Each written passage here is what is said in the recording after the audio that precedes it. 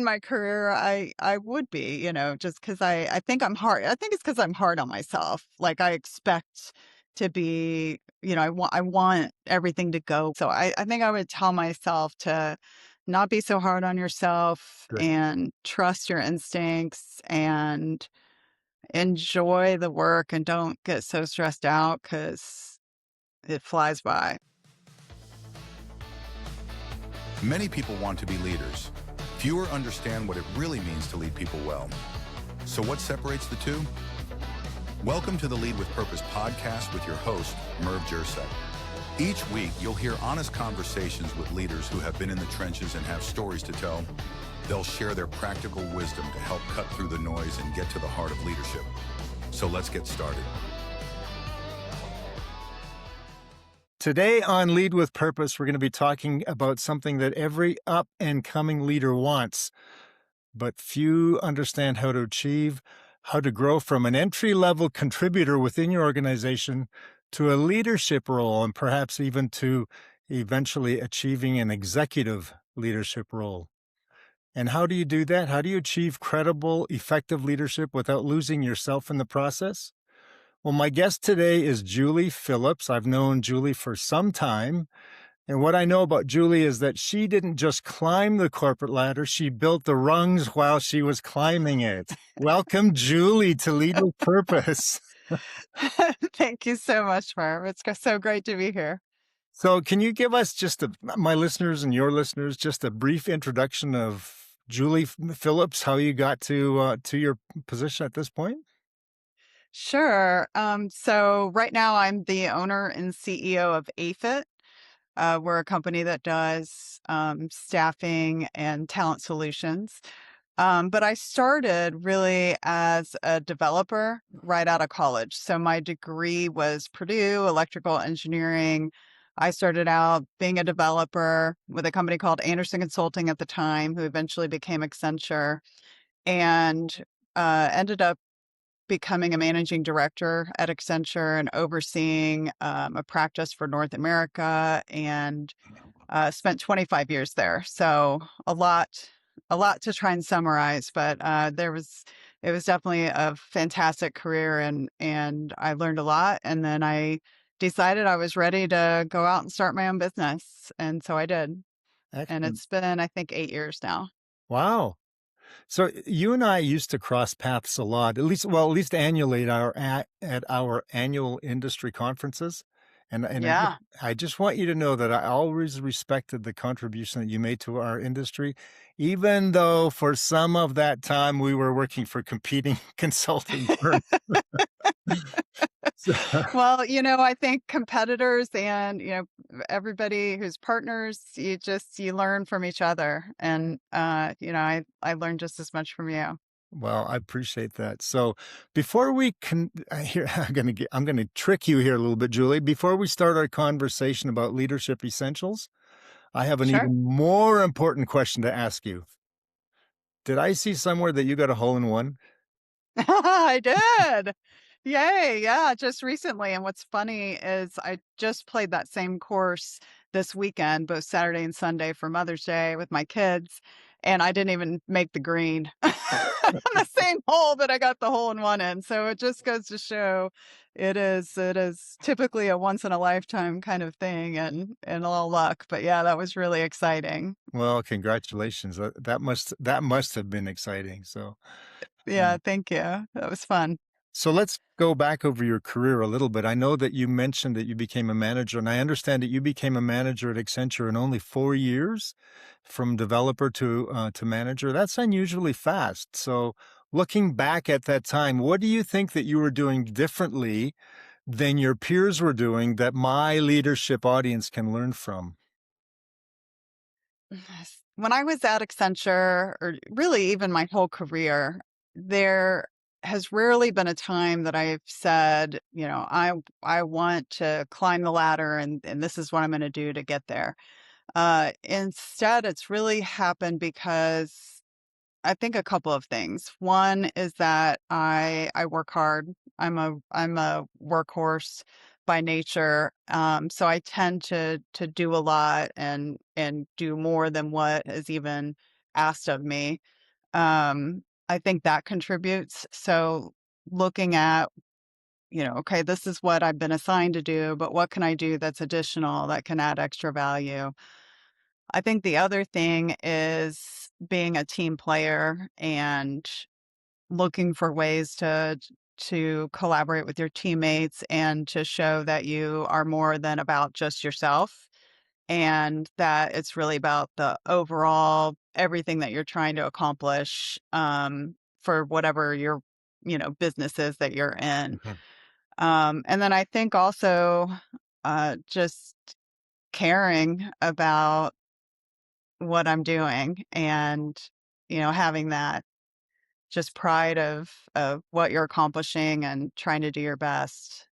Um, I think there's a lot and there's a lot of discussion out there around, do you promote yourself? Do you and I Yeah. I do believe that you have to let people know what you're doing, but you need to do it in a way that's not boastful. So kind of more just, hey, wanted to let you know I was doing XYZ, just because people that you work for tend to be really busy and they have a lot of things going on.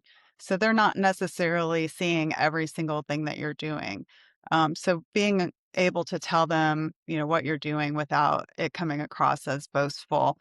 Also, I think making sure there tends to be nowadays a lot more entitlement where people think, well, I did XYZ, therefore I should be, Uh, you know, da da da, considered for this promotion. And it just that almost backfires. well, and you run AFIT, which is it a staffing? Um, Yeah, we do. We're a boutique talent solution provider, so we do recruiting and staffing, and we also do some services, all professional so all services. so all of what you just contributed, you are also looking for, I imagine, in those people that you recruit and therefore place. That's right. Yeah. And for our internal team too. Oh, Yep. yeah. So what do you think is, based on your experience at Accenture and with your own clients and then also with AFID, what do you think is the biggest mistake that, ambitious young professionals, and by the way, I'm not denigrating ambition because I think that's great, but what do you think is the biggest mistake that ambitious young professionals make when they're trying to move up that corporate ladder? I think it's a combination of almost trying too hard and Good. showing, I don't know, just being a little too aggressive. So, and it kind of gets back to what I was saying about people feeling like they're entitled. So, you really, uh, you want to let people know you're interested in continuing to move up, but not do so in a way that's so abrasive that it's a turnoff. At the end of the day, we're all people, Yes. and you got to work with people. And I think that making sure that you are sensitive to the environment that you're in, because every environment's different, and maybe some. I know when I started out, it's a very male dominated um, at the time, very male dominated industry, and a lot of the women that moved up were really strong, you know, very strong women, and so I did have to learn how to change my communication style to fit my environment. Sure. Now, spin forward, I worked with a company as a consultant, and that same style that worked really well at Accenture would not work really well at that company Yeah. because it would have been a turnoff. So you have to try and adapt and your style to the environment that you're in. So I think back to your question, what is the biggest mistake? Not being aware, probably is what I'd come down to. Yeah. Self-aware and aware of your environment and how you're being perceived and adapting to that. Well, you and I worked in the same industry, or a lot of the same industry, for a long time with government clients, and particularly with human services clients. And Yeah. so, yeah, our aggressive communication style did not work as well in those particular projects, if I recall. No. It certainly does not. No. And in fact, I just led a meeting or I wasn't, I kind of jumped in, I would say, on a meeting because everybody was talking at once and I had to like come try and be that strong person to pull everybody together. And yet I worried about, okay, whose toes did I step on by doing that? But at the same time, it needed to be done because it was, there was just too much going on and we needed to focus. So it's definitely a constant balance. Well, I know one of the other things I remember from being in that particular industry is people often they prided themselves on their managerial abilities. But I think, and I want you to comment on this, I think there's a separation between what makes a good manager from a true effective leader. What do you think? Absolutely. I feel like managers need to manage the day to day and be really focused on getting work done and how to, who needs to be doing what and how do I use the best strength of somebody in order to get the best, value out of the work that they're providing to get, all the jobs done that need to be done.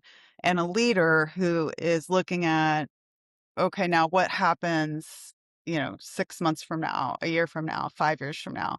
Where do we wanna be? How do we want to grow this team, or what additional skills do we need? Where do we have gaps? And thinking through more of the instead of the here and now, more the, future, and then being able to rally people behind that Yeah. and have people be excited.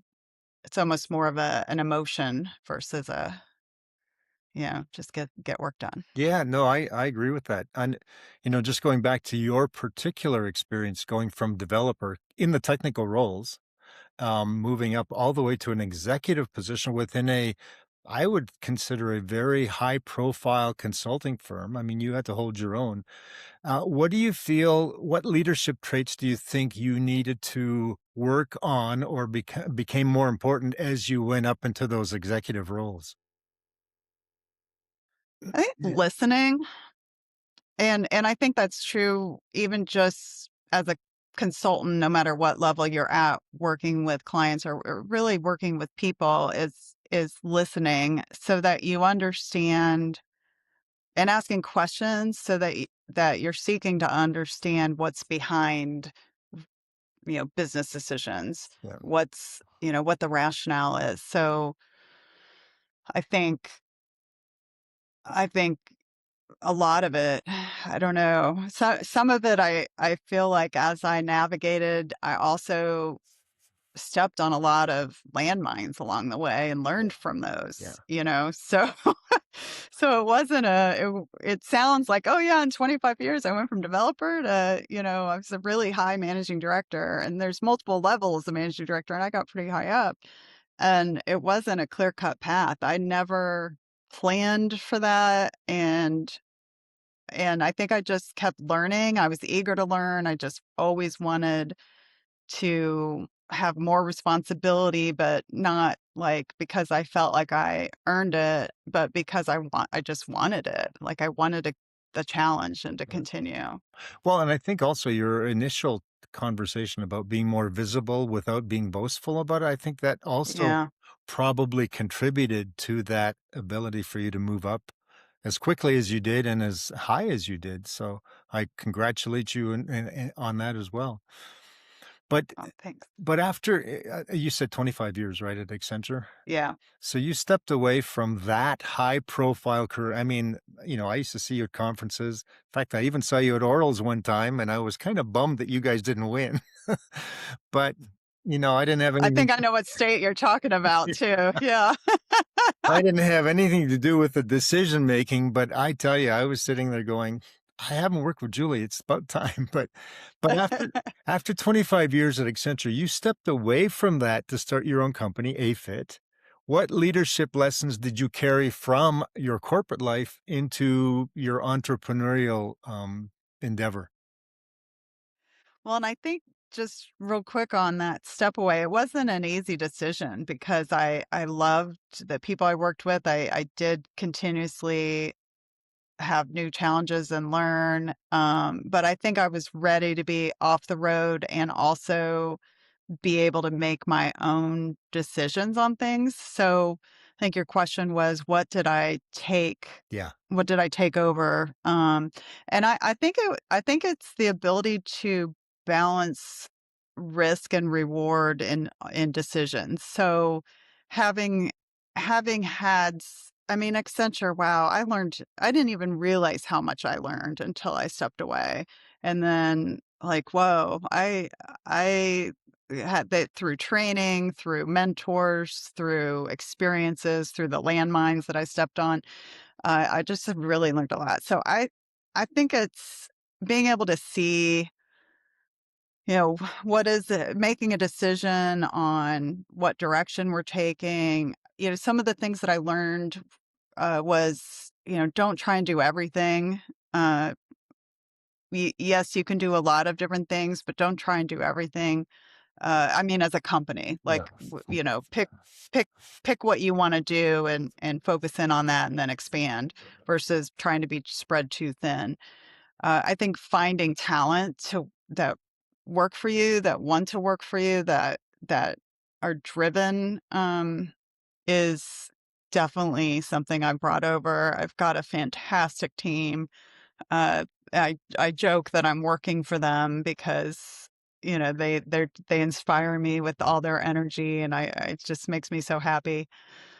At Accenture, there was a lot of decisions made because people were afraid of taking risks, and I was always more on the risk-taking side, but I think it was a great learning so that I can take calculated risks, like thinking through, okay, what could happen if we do this, what's the worst that can Mhm. happen? And thinking that through so that I'm not making just like, oh yeah, let's do that, Yeah. but like, okay, thoughtful decision making of, pros and cons and letting that help drive me.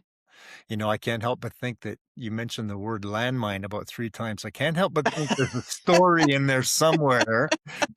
You care to share?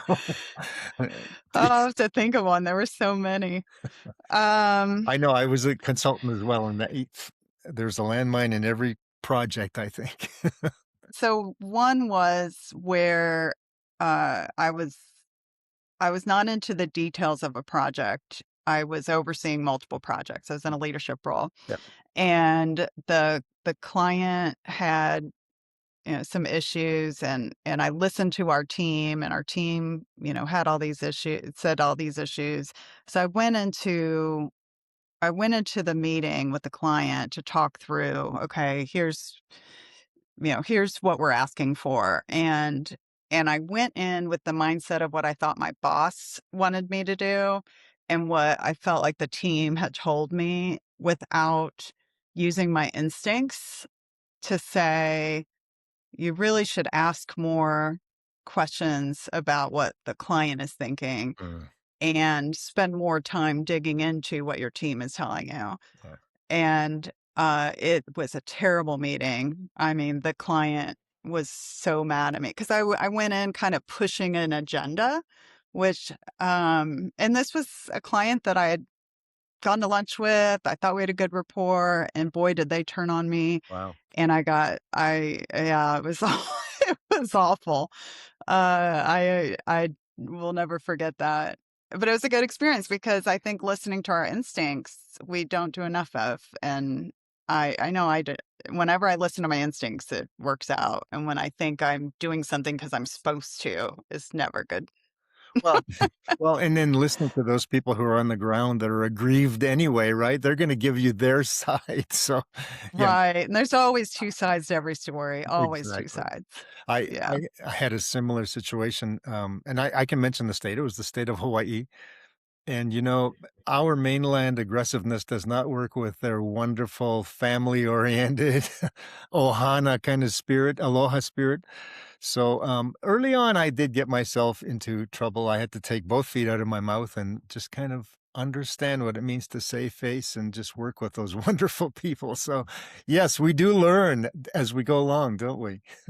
Yeah. It's good experience to be in those situations and think, "Okay, I really I don't nobody knows it all. Like we all need to seek to understand. Yeah. Well, and I think that may be a lesson to young listeners, to us, the young leadership listeners to us, is that you can recover from those mistakes and still Yes. go on and be very successful, not just in your career, but as a human being. Absolutely. And I think realizing you made a mistake, like being self-aware enough to say, I'm not perfect. And so this is learning that I need to reflect on and not think, oh, well, I'm just going to keep going because I know it all. No, no, no, no. Yeah. We all need to learn and adjust and adapt. Well, kind of piggybacking off of that conversation and you being a placement and a recruiting firm and that sort of thing, what sort of qualities, let me put it this way, what sort of qualities matter more to you than just raw talent or technical skill or even intelligence? Yeah, I think seeing people who are driven, that are going to be proactive. We talk a lot. I talk to clients a lot about how sometimes they find, for an example, a project manager, that there are project managers who are task, task trackers Yeah. and note takers and status roller uppers, versus, hey, I just heard you say, XYZ, which sounds like an issue to me. Should we have enough? Let's have a follow up meeting and talk about that. That's what I mean by proactive and driven, like Mhm. going beyond just, oh, I'm just going to sit here and do my work, but to try and bridge gaps. And that's, I think, too, what helps identify leaders and people who are ready for growth are people who are wanting to go beyond just their little piece. Well, I think that's why some people are called project managers and some people are called project leaders. Both are Yeah, effective, but I think you need to expand your role upon the situation that or the context that you find yourself in. So, that's right. and then again, piggybacking on that conversation, what do you think is the difference between someone who, let's say, wants a title versus someone who's truly ready to lead? Yeah, it's a good one. And that really gets back to the what I was talking about from the very beginning, which is, did you earn it or do you just think you deserve it? Ah, yeah, And yeah. and titles, some people are really hung up on titles, and maybe I'm not because I had titles, Mm, so like to me, whatever. Um and I know titles can help you establish credibility right away with people like, oh, well, I'm XYZ, therefore, whatever. But titles shouldn't matter. It should be about, do you love what you're doing? Do you look for ways to contribute additionally? Do you want to do you want the responsibility of additional um of that title? Because some people don't want that yeah. additional responsibility. And even if they don't today, maybe they do tomorrow because things in their life change because we're constantly evolving. Um, so I think, as I look back over my career, there were definitely times where I asked for specific roles or put my name in. I at least let them know I was interested. Yeah. Um, but I never expected it, if that makes sense. It does, and to me, it's the difference between wanting the challenge versus beating your chest saying, "I'm ready for this thing," right? Yeah. Yes, exactly. Exactly. If you could mentor your 25-year-old self for just a minute or 2, what would you say? This is your 25 year. I think the biggest thing is to trust your instincts and believe in yourself. I Oh, think that in my 20s and even sometimes now, like sometimes I get intimidated by certain people or certain situations. A lot less now. look at my A lot face. less Look stuff at my now. face. I am not. I'm not accepting that. But early in my career, I would be, just because I think I'm hard. I think it's because I'm hard on myself. Like I expect to be, I want everything to go well, and Yeah, so I'm hard on myself. So I think I would tell myself to not be so hard on yourself good. and trust your instincts and enjoy the work and don't get so stressed out because it flies by.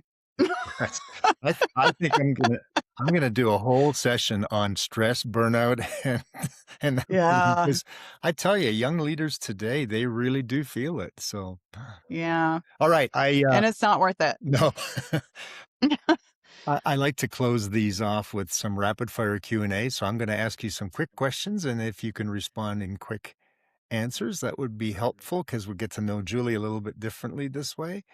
I know something about you, so here's a question. Would you prefer an Italian vacation or ballroom dancing? Ballroom dancing. I knew you'd. By the way, I have seen your videos, so you're doing very well. Oh, thank you. Do It's you fun. do you hire for skill or do you hire for attitude? Ooh, both? That's good. No, I think that's exactly correct. May have answered this already, but I'm gonna ask it again. What's the best career advice you ever received? To do what you enjoy doing. Make sure that you're, while every day you can't do every single thing that you love doing because we all have parts of our jobs that aren't like amazing, Yeah, but if the majority of what you do is what you enjoy, either because you get value out of it or you just, your talents do that. yeah. Yeah, documenting requirements is no fun, but working with your clients is, so Yeah, yeah. And figuring out how to translate what the business needs to the technology. That's yeah. Oh, fun. it's huge. Yeah. Yeah, that's great. Yeah. What I have one more for you. Based on what the young leaders that are listening to us, what do you can you, will you, would you recommend a book that every young leader should read? The my favorite book right now is Oh, Necessary Endings. And the premise is about like some things need to end and that's okay. And sometimes you need to say no and that's okay. excellent. Well, I'll tell you what, Julie, I appreciate your story. I appreciate the fact that you've helped us, my leader and my listeners anyway, understand that leadership is not reserved for certain personality types or titles or backgrounds. It's those people who Not at all. wanted, and I think that's a big takeaway from today's conversation. Leadership isn't something you magically arrive at one day, or at least it wasn't for me, and it's Not for me. not for you either.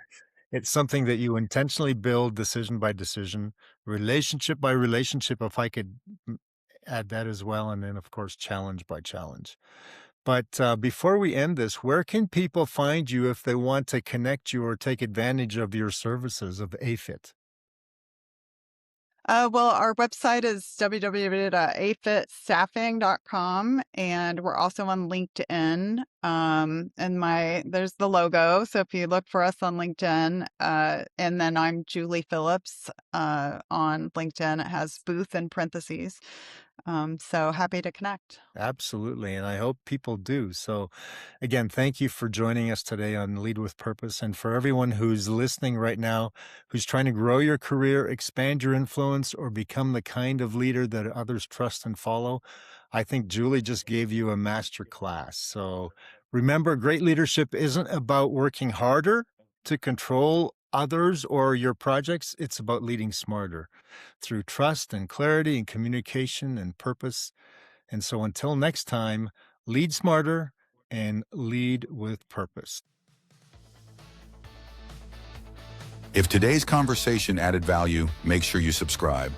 And if this episode resonated, please leave a quick review to help other leaders discover the show.